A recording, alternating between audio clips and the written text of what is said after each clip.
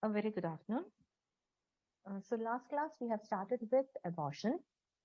We had finished the types of abortion like threatened abortion, inevitable abortion, complete, incomplete abortion, and missed miscarriage. So today we'll see the rest, and also if time permits, we'll start with the MTP, medical termination of pregnancy. Okay.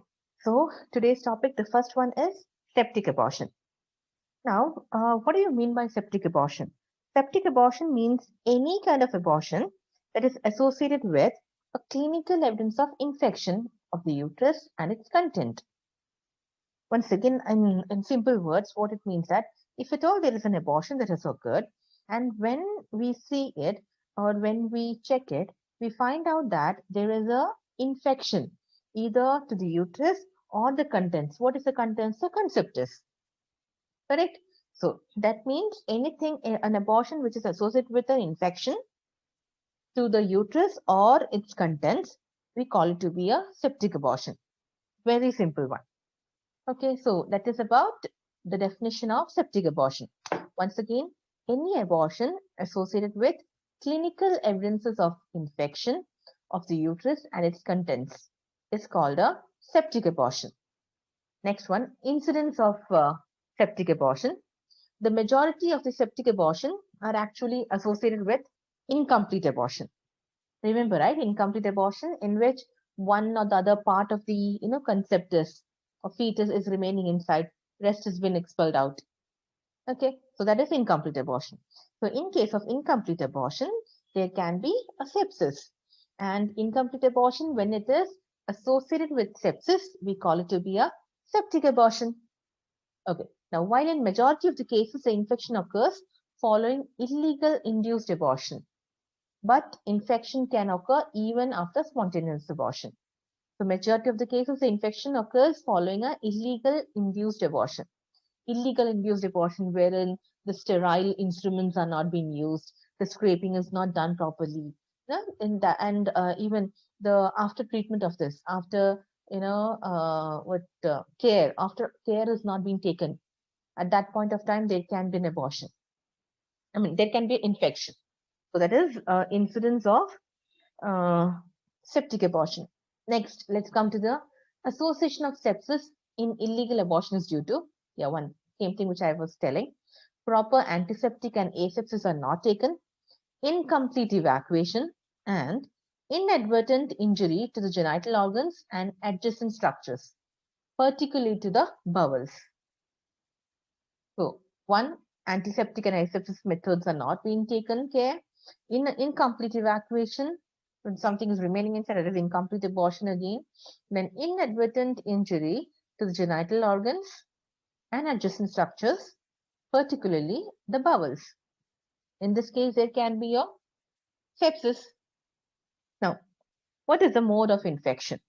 Now, talking about that, the microorganisms involved in the sepsis are usually present in the vagina. Now, the microorganisms they are, first one will term into anaerobics. In the anaerobic, we have a bacteroids group, that is the Fragilis.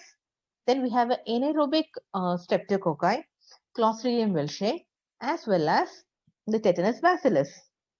In case of aerobic, we have Escherichia coli, Klebsiella, Staphylococcus, Pseudomonas, and the hemolytic streptococcus. Okay. Now, in case of septic abortion, what you need to remember is mixed infection is common. Mixed infection. Okay. Mixed infection will be common. Like any of these, either aerobic or anaerobic, any together, or aerobic 2, 2, 3 together, like that. Okay, so mixed infection is more common in case of a septic abortion. Next one, let's see a little of the pathology. Now, in majority, that is 80% of the cases, the organisms are of endogenous origin. Endogenous means the normally the microorganisms which are present in the vagina, and the infection is localized to the conceptus without any myometrial involvement. Remember, this is important. Without any myometrial involvement. Okay. Without any myometrial involvement is very important.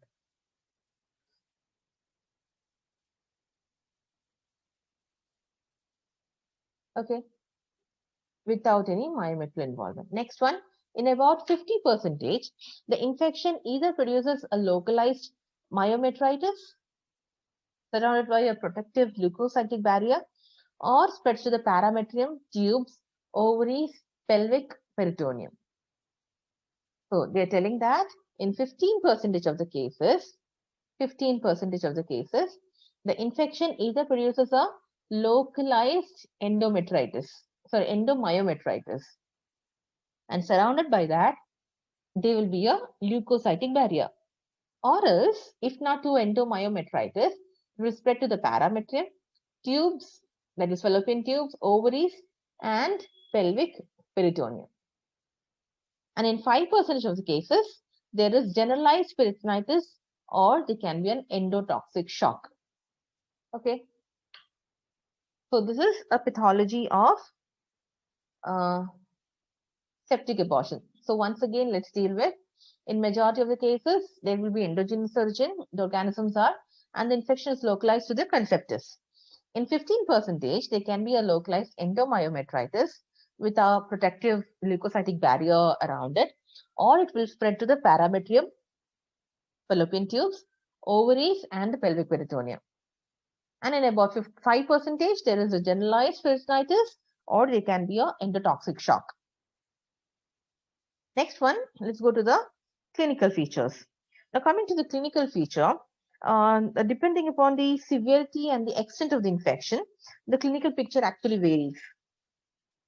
Okay, now, the first one, there can be pyrexia. The pyrexia is a very important clinical manifestation in which they will be associated with chills, then rigors, suggest that the bloodstream spread of infection. Okay. Now, but if at all there is a hypothermia. Now, here what we spoke about is, if at all in the bloodstream there is a spread of infection, we have pyrexia. But if at all there is a hypothermia, in hypothermia, you should be very sure that there should be a feature of endotoxic shock. Remember, endotoxic shock, hypothermia. Pyrexia, the infection spread through the bloodstream. Okay. Next one is the pain abdomen. Now, pain abdomen is almost a constant feature of varying degrees of pain will be there. Next one, a rising pulse rate of 100 to 120 per minute or more is a significant finding. Then even the pyrexia, the pulse rate which is increasing, that is the indicator. Now, if at all there is a rising pulse rate, that indicates a spread of infection that is beyond the uterus. Okay, beyond the uterus, if at all the spread of infection has occurred, that means there can be a rising pulse rate. Next one, a variable systemic and abdominal finding. Now, this is again depending upon the spread of infection. Next one, internal examination that will reveal an offensive, remember infection, so there will be an offensive purulent vaginal discharge or a tender uterus, usually with a patulous os or a bogey feel of uterus associated with variable pelvic findings depending upon the spread of the infection. Once again, there should be a offensive purulent vaginal discharge, or they can be a tender uterus, usually with a patulous os, or even a bogey feel of the uterus. And this will be associated with variable pelvic findings, depending upon the spread of the infection. Now, let's see the clinical grading. This is a little very important one. Grade 1, that is the infection is localized in the uterus. Grade 2, that is the infection spreads beyond the uterus to the parametrium, tubes and the ovaries, and or even the pelvic peritoneum. Grade 3, there can be a generalized peritonitis or an endotoxic shock, or even a jaundice or an acute renal failure. So grade 1, the infection is localized in the uterus. Grade 2, the infection which will be spreading beyond the uterus to the parametrium, to the tubes and the ovaries, and even it can involve the pelvic peritoneum. Grade 3, there can be a generalized peritonitis, or there can be even a endotoxic shock, and even there can be a jaundice and even an acute renal failure. Okay, now in this, remember what you need to remember is grade 1 is the most commonest one. Okay. So grade 1 is the most commonest one, and this is usually associated with the spontaneous abortion. And when we are talking about grade 3, that is generalized peritonitis or endotoxic shock, that is usually associated with an illegal induced abortion. Grade 1, spontaneous abortion. Grade 3, illegal induced abortion. Okay, now let's come to the investigations. We're talking about investigations, some kind of routine investigations that are included. They are cervical or high vaginal swab to find out the dominant with microorganisms. Next one, then we go for a blood hemoglobin. Now, in this, what you do is blood for hemoglobin estimation we can do, and even a TLC, that is a total leukocyte count or differential leukocyte count, can be done. Now, next one is urine analysis, including the culture, very important. Now, there are some special investigations also which has to be done. They are the ultrasonography of the pelvis and abdomen to detect intrauterine retained products of the conceptus, then physometra, even the foreign body. That is any kind of intrauterine or intra-abdominal or any free fluid in the peritoneal cavity or even in the pouch of Douglas. Then, apart from that, plain X-ray can be done of the abdomen as well as of the chest. For abdomen, to suspect any kind of bowel injury, to chest, to see any cases of cases with pulmonary complications. Okay, like atelectasis. So these are the investigations, the routine as well as the special investigations that has to be done. Okay. Next one is a complication. The complication, the first one, it can be due to, they can be a hemorrhage. Now, hemorrhage is related to abortion process that we all know, but they can be hemorrhage also due to the injury inflicted during the interference. Illegal induced abortion, if any instruments are being used, they can be an injury. Correct. So when there is an injury, there can be a bleeding. That bleeding is nothing but the hemorrhage. The next one is the injury may occur to the uterus and also to the adjacent structures, particularly the gut. So hemorrhage and injury. Now, apart from that, even you can think of telling that generalized peritonitis or endotoxic shock. These and all also can be termed as the complication of of septic abortion. Now, when we're talking about generalized peritonitis, the infection reaches through the uterine tubes, perforation of the uterus, bursting of the microabscess in the uterine wall, and even it can be due to the injury to the gut. This is about the generalized peritonitis. Now, coming to the endotoxic shock, it is mostly due to the E. coli or the Clostridium welchii infection. Next one, there can be even an acute renal failure. Acute renal failure, there can be multiple factors for that. They are involved producing patchy cortical necrosis, or even they can be an acute tubular necrosis. Now, it is most common with Clostridium welchii. And lastly, a person can even have a thrombophlebitis. So these are the complications of septic abortion. Apart from that, there can be some remote complications. There can be chronic debility, chronic pelvic pain and backache, dyspareunia. There can be ectopic pregnancy, secondary infertility due to tubal blockage, and even a lady can go into emotional depression. Okay. So this was all about the septic abortion.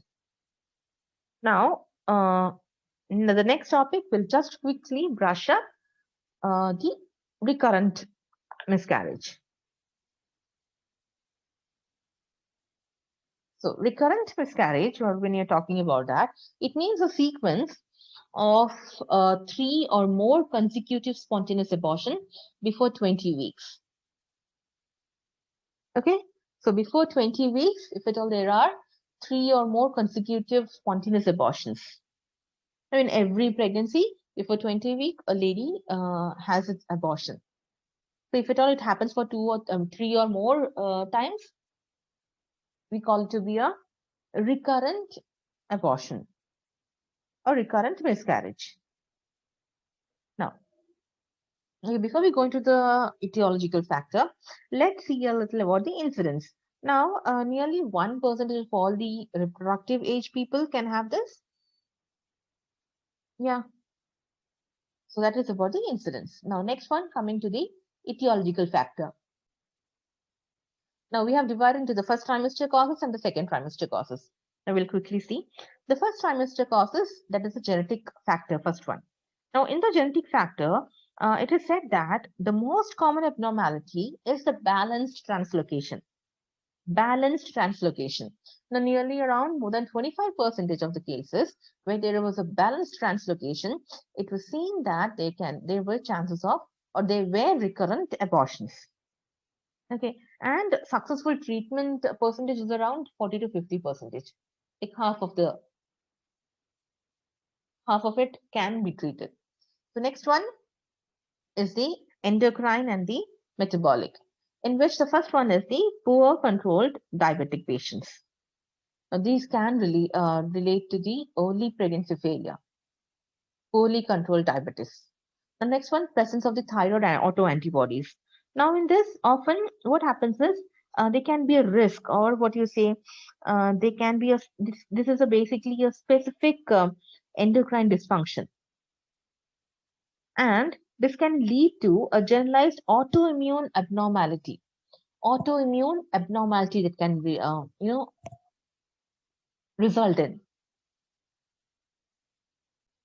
And that autoimmune abnormality or generalized one that can lead to an abortion. But what you need to remember is thyroid function is usually normal in this case. Next one is a luteal phase defect. Now in this, what happens usually luteal phase defect, there will be reduction in the production of or less production of progesterone. Okay, and that can lead to abortion. Next one is the PCOD. Okay, now in this case, what happens? Hypersecretion of the LH hormone, that's luteinizing hormone. Okay, so when there is a high increase in the or higher rate of luteinizing hormone in the body, that usually increases the chances of higher miscarriage. Okay, now what happens? The LH acts on the oocyte or even the on the endometrium via excess androgen secretion. Okay, now this will result in the endometrial prostaglandin secretion.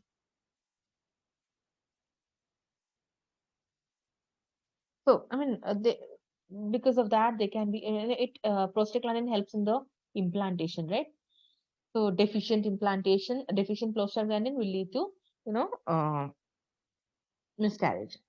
So, I think I have told increased prostaglandin. Sorry, it is a decreased prostaglandin in case of a luteinizing hormone effect. So, next one is a infection. Case of infection, that will definitely go and relate to the recurrent fetal wastage. Now, basically, the transplacental fetal infection can occur with most of the microorganisms. Next one, we call about the inherited thrombophilia. Now, in case of inherited thrombophilia, both late and the early miscarriages can occur. And that is due to the intravascular, that is a spiral artery, as well as the placental intervillous thrombosis. I repeat, intravascular and placental intervillous thrombosis. So that is the reason of inherited thrombophilia. Now this will lead to early or late miscarriages. The next one is a immune factor. Now talking about immune factor, they can be autoimmunity, like presence of autoantibodies that result in rejection of early pregnancy, that basically in the second trimesters. Then we have anti-nuclear antibody. Then we have anti-DNA antibodies and even the anti-phospholipid antibodies.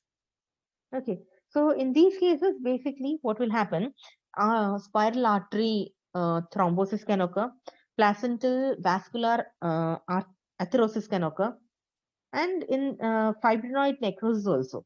And immediately what will happen in these cases, there will be a fetal loss. Sorry. They can be a fetal loss. So that was about the first trimester one. In case of second trimester, basically the first one is the anatomic abnormality. Around 10 to 15% of the recurrent abortion is due to anatomic abnormality. Causes can be congenital one or acquired one. Right. So congenital, it can be due to a defective Mullerian fusion. I've mentioned defective Mullerian fusion. Or you can say due to double uterus or a septate uterus or even a bicornuate uterus. Okay. Now beyond 12 weeks, it won't go. Before that only, there can be an abortion. So, oh, sorry, what I said is beyond. Now, beyond 12 weeks, it will go. After that, there will be an abortion because beyond 12 weeks, the uterus has not been, the fetus has not grown to such an extent. No. So after 12 weeks, what will happen? The fetus has grown up. So that won't fit in that particular, area which the uterus has been given. So that time there can be a fetal loss. Apart from that, acquired one, when we are talking about, the most common ones are intrauterine adhesions or fibroid or even endometriosis. And among all this, the most important one, which I have not mentioned, is the cervical incompetence. Cervical incompetence. Okay. Now, next one is a chronic maternal illness. In talking about the chronic maternal illness, we have a chronic maternal illness like uncontrolled diabetes with some atherosclerotic changes, then some kind of hemoglobinopathies. Then, if infection we are talking about of the mother, they can be syphilis, toxoplasmosis, or listeriosis. And even a lady who is having SLE, or in case of inflammatory bowel diseases, at times they can be a recurrent abortion. So fast, we'll finish the cervical incompetence or the cervical insufficiency.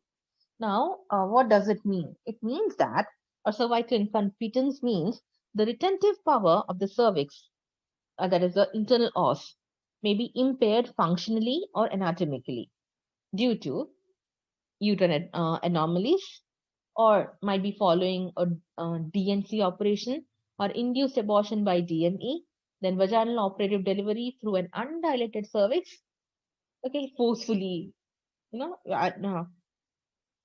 delivering the baby, even if the cervix is not dilated, then amputation of the cervix or cone biopsy of trachelectomy. There can be even the retentive power has lost due to multiple gestations, then prior preterm birth. Then cervical incompetence is considered as the biological continuum of spontaneous preterm birth syndrome. What is spontaneous preterm birth syndrome? Like if at all there is a retentive power which is lost, that means the cervix cannot hold it, right? It will remain open. At that point of what can happen as soon as the baby has, even if it is a preterm, there can be a delivery of the baby, right? So that is the logic behind that. So causes I've already mentioned in that uterine anomalies, then acquired one that is following DNC operation, induced abortion by DNE, vaginal operative delivery through an undilated cervix, or amputation of the cervix or a cone biopsy of trachelectomy. Others which are multiple gestation or prior preterm birth. Now, before we go into the investigation, you should always diagnose a cervical incompetence. Now, how are you going to diagnose it? First, we should take the history. That is repeated mid-trimester painless cervical dilatation or even escape of liquor amni, followed by a painless expulsion of the products of conceptus. That can suggest that there is a cervical incompetence. Or if you are going to do an internal examination. Now, bimanual examination will reveal a unilateral or a bilateral tear, or you can even say that there is a gapping of the cervix up to the internal os. Basically, you can see the dilated cervix. Now, let's come to the investigation. Now, the interconceptional period. Let's see. If at all we are trying to insert the 6 to 8 measurement of the Hagar's dilator. Now we know that Hagar's dilator has different sizes.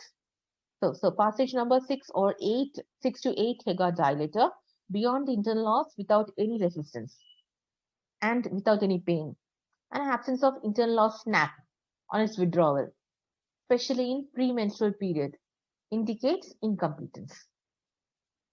Apart from that, a premenstrual cervicography shows a funnel-shaped shadow. Okay, funnel-shaped shadow. So basically, due to the progesterone effect and during the time of menstrual cycle, the internal os is supposed to, be tight. Okay, but if it is open, what you can see, there can be a, funnel shape. The next one, during pregnancy, we do it with a clinical one. Usually, it was done with speculum. Nowadays, they do it even with digital, that is with the manually with the fingers.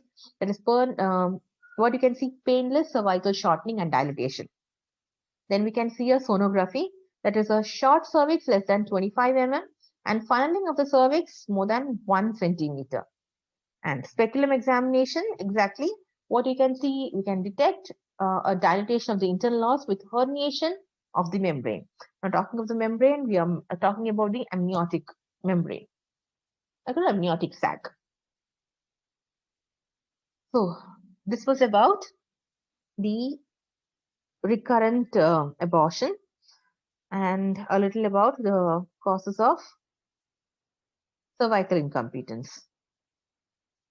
Now, one more thing I wanted to say is with regards to the management of cervical incompetence, you should always remember one thing that is called I'll just write it down for you so that it will be easy.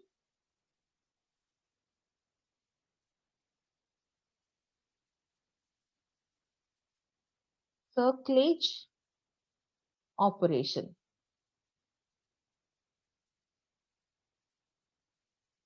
Now, if at all you have a dress and the stitch has come out, what do? We stitch it back, right? So in the same way, what they do is, the basic principle is the weak, basically in case of a cervical incompetence, the cervix is weak. So by a non-absorbable tape, they place it on the cervix at the level of internal os. Basically, if the cervix is open, they stitch it around so that it remains closed and tell the patient to have a complete bed rest for the rest of the gestation period. So that on movement, it doesn't open up and there is no spontaneous delivery. Okay? Because if it is beyond the time of viability, they can be, premature birth, a preterm birth. So we have two kind of cerclage operation. Just need to know the name. One is Shirodkar and the other one is McDonald. Shirodkar and McDonald's operation. So this is something which you need to remember about cervical incompetence. So the next one which we are going to see is about the MTP, the medical termination of pregnancy. So the next topic coming on to is the medical termination of pregnancy. You might have already learned this when you were dealing with the forensic medicine and toxicology in your second year. Take it as a revision. But here, a little addition, what we want to tell is about the different methods. Okay, the different methods with respective to the, the terminologies which you need to know. Okay, so let's brush up fast. So medical termination of pregnancy.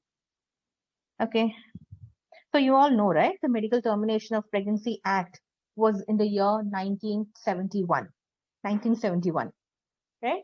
So, and has been enforced in the year 1972. The act was legalized at 1971, but enforced in the year 1972, to be specific, in the month of April. Okay, and whatever the norms were there, the provisions were there, they were revised in the year 1975. In the year 1975. So this was a little information which you already knew in your second year. I have just told you so that you could recollect it.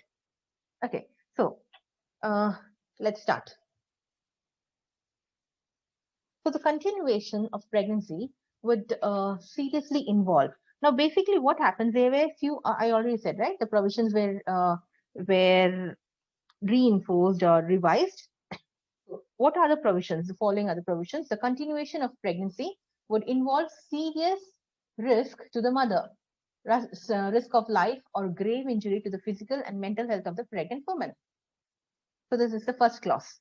If at all the continuation of pregnancy would involve serious risk of life or any kind of grave injury to the physical and the mental health of the pregnant woman, in that case, they allow you to undergo a termination of pregnancy.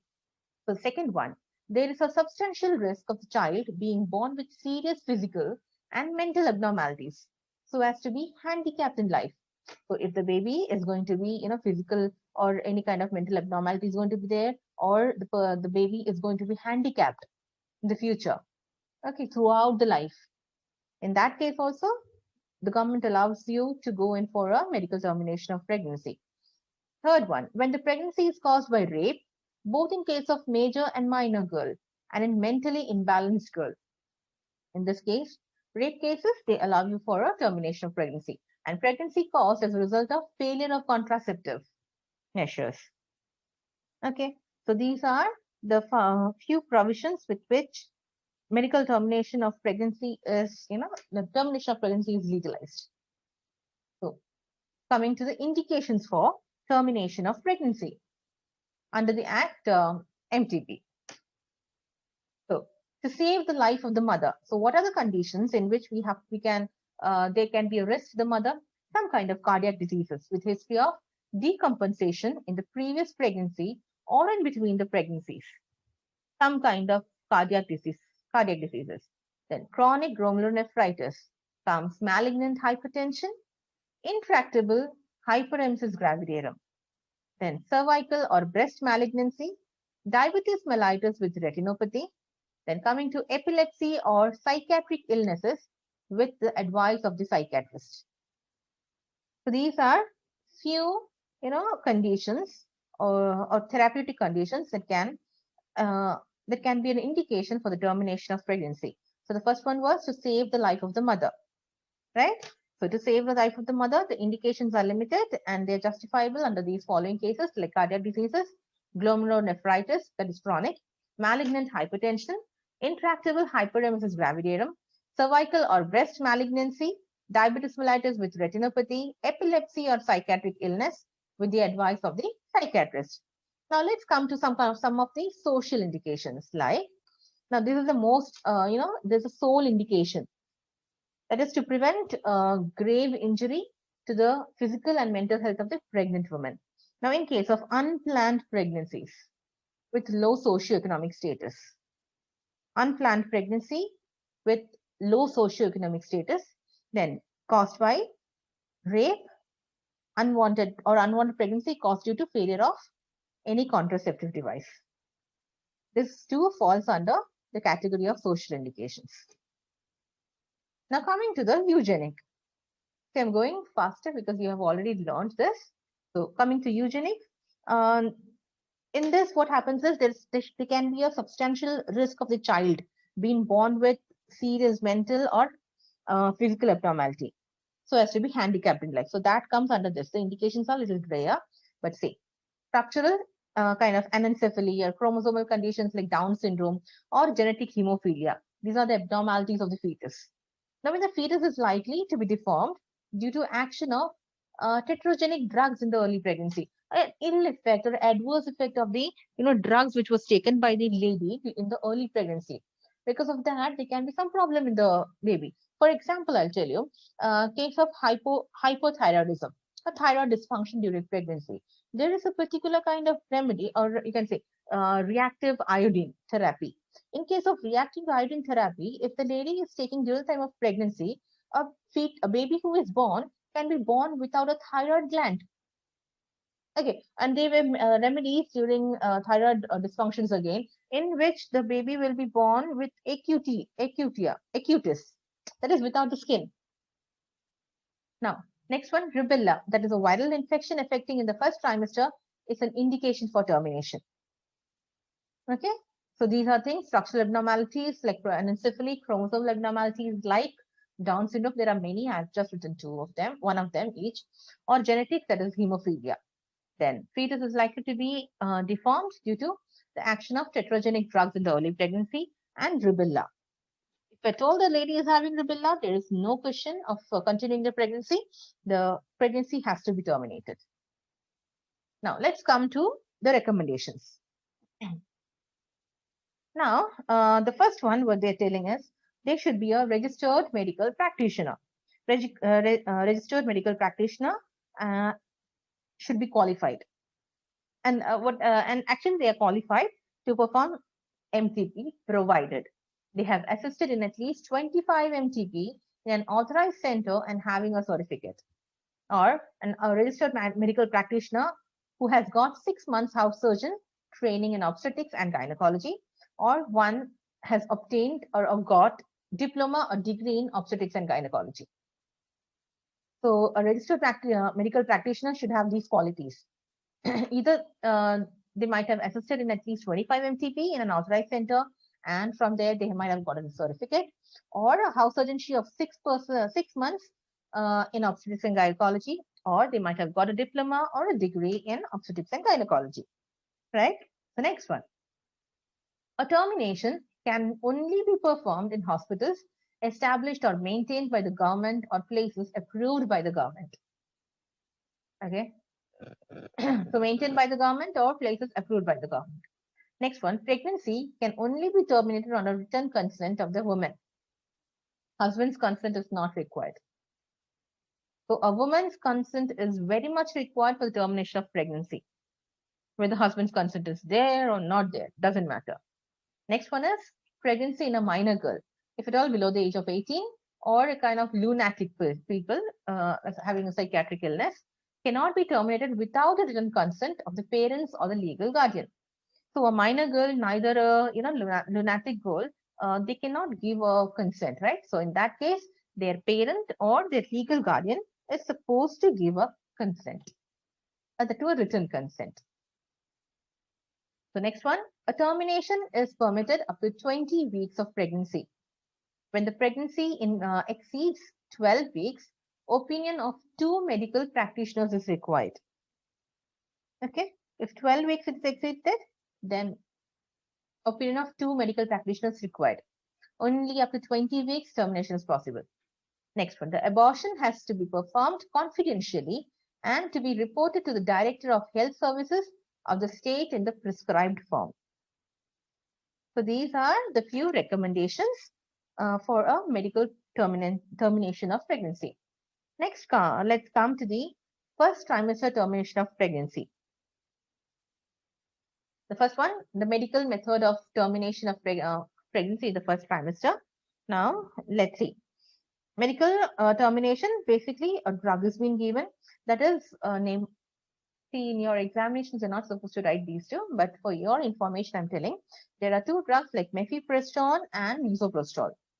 Okay, mifepristone and misoprostol. Actually, they have they block the effect of natural progesterone. They block the effect of natural progesterone. They actually act as an antagonistic.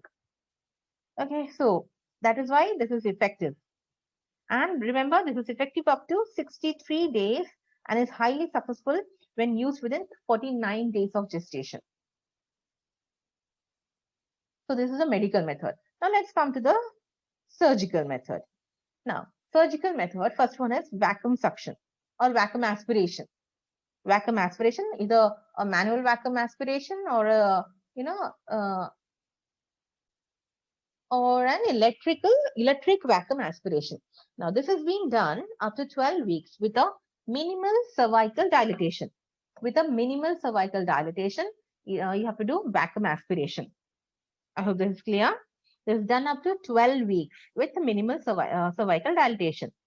Now, this is usually performed in an outpatient department and using a plastic disposable cannula.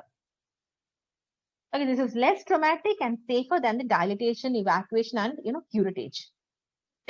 The next one is suction evacuation and or curettage. This is an improvised method that consists of a suction machine, which is fitted with a cannula, either plastic or a metal, which is available actually in various sizes. Fine. Now, what is the advantage of this? The advantage is that it can be done in outdoor procedure, and the hazards of general anesthesia are absent as it is done at now. What happens is they give it under a paracervical block anesthesia. So here we do not give a general anesthesia. And this is the ideal, method for termination for therapeutic indication. In this, blood loss will be minimal, and chance of uterine perforation is very much less with a plastic cannula. Talking about plastic cannula, not the metallic one. So suction evacuation or curettage. Okay, so next one is dilatation and evacuation. Now, in case of dilatation and evacuation, there are basically two methods. Okay, let me write and tell you.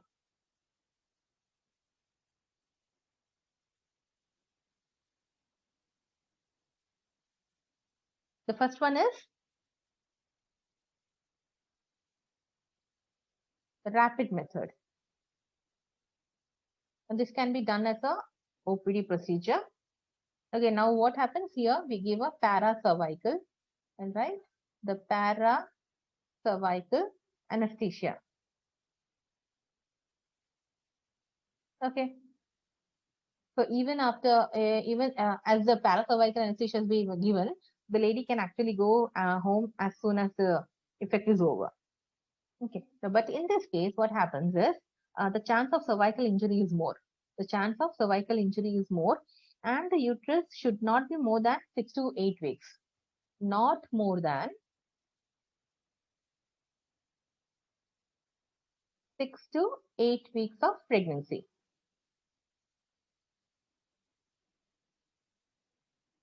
Okay. So next one, if the one rapid method is over, so what should be next one? As usual, the slow method. In this case, the slow dilatation of the cervix is achieved by inserting laminaria tent. Basically, laminaria tents are nothing but the hygroscopic osmotic dilators. Okay, now these are inserted into the cervical canal. Now, followed by that, evacuation of the uterus after 12 hours. So after this, we using a laminaria tent, we dilate it, and then evacuation should be done after 12 hours. Okay, so this is about slow method, and again, chance of cervical injury is less in this, and suitable in case of therapeutic indications. So that was about the surgical method of the first trimester abortion. Okay, so now next comes to the, I had already mentioned here, sorry. Yes. So second one, next one is the mid-trimester termination of pregnancy. Now for that, the first one is medical method. Now in case of medical method, we come to the prostaglandins and oxytocin. Now prostaglandins, they act on the cervix and that of the uterus. Okay, this is actually extensively used in the second trimester.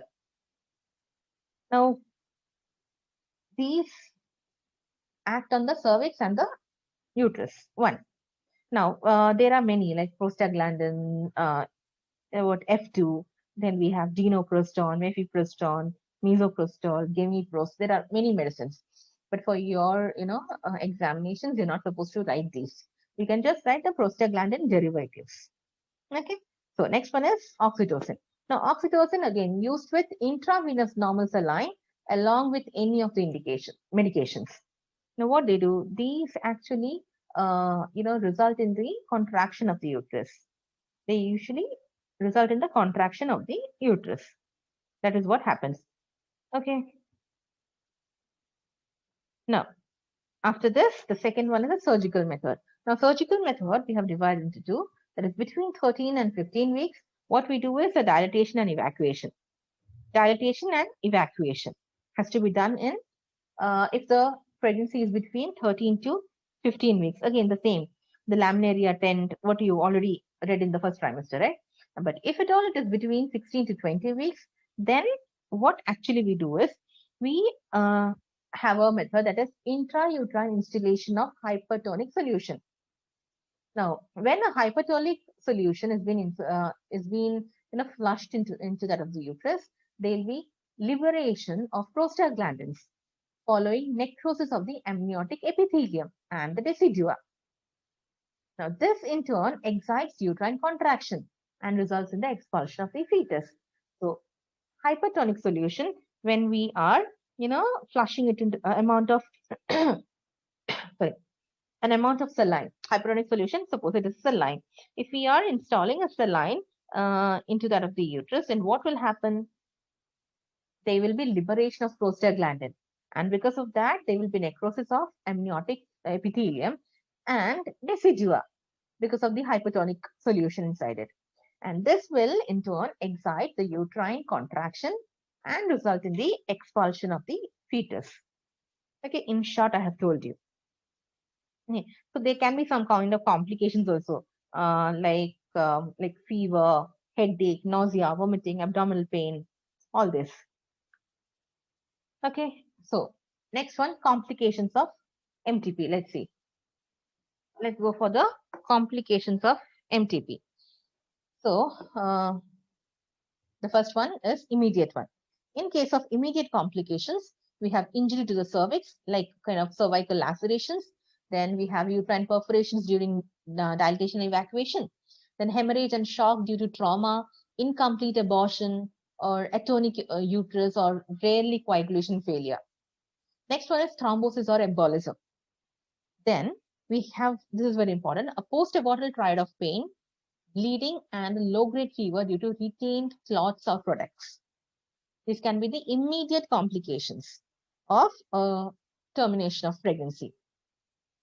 Then we have a remote complications, like remote complications will divide a gynecological complication as well as obstetrical complication. In case of a gynecological complications, they can be menstrual irregularities. Next one, chronic pelvic inflammation, infertility due to corneal block, and scar endometriosis, that is really rare, that is 1%, and uterine synechiae leading to secondary amenorrhea. Other name for uterine synechiae is Asherman syndrome. These are a little of the gynecological remote complications. The next one is the obstetrical complications. When talking about obstetrical complications, they include recurrent mid-trimester abortion due to cervical incompetence, ectopic pregnancy. They actually, after termination of pregnancy, ectopic pregnancy, the incidence, they increase threefold. Then preterm labor, dysmaturity. Then we have increased perinatal loss, rupture uterus, failed abortion, and continued pregnancy. Okay, so sometimes even if you try for an abortion, any particular medical method, sometimes it doesn't work. So failed abortion and continued pregnancy is also possible. Okay, so basically these are the complications of medical termination of pregnancy. Now, let's just see a little about the mortality. In the first trimester, the maternal death is the lowest one. Maternal death is the lowest because we are not doing any kind of invasive procedures. Okay, it is very lower because basically we are what we are going to do. We are going to do a manual vacuum aspiration or to an extent of suction evacuation. Okay, next one. In case of mid trimester, the mortality rate increases 5 to 6 times to that of the first trimester. Okay, now contrary to the results, whatever we get, what we find that the mortality from saline method has been found much higher in India compared to any kind of termination by abdominal hysterectomy or again with tubectomy. Okay, so what we mean to say is first trimester maternal death is lowest. In the mid trimester, the maternal death increases 5 to 6 times to that of the first trimester. So that's all about today. We have finished the major, like in the last class, we finished the abortion till the missed miscarriage. Now we have finished today the septic abortion as well as the recurrent abortion. and we have managed to finish the medical termination of pregnancy. I would suggest you to go back and read it again, so that it will be, you can recollect everything. The next class, we'll see the therapeutics of abortion, and then we also will deal with a little of the ectopic pregnancy. So thank you, everyone. I hope you'll go back and read. Thank you.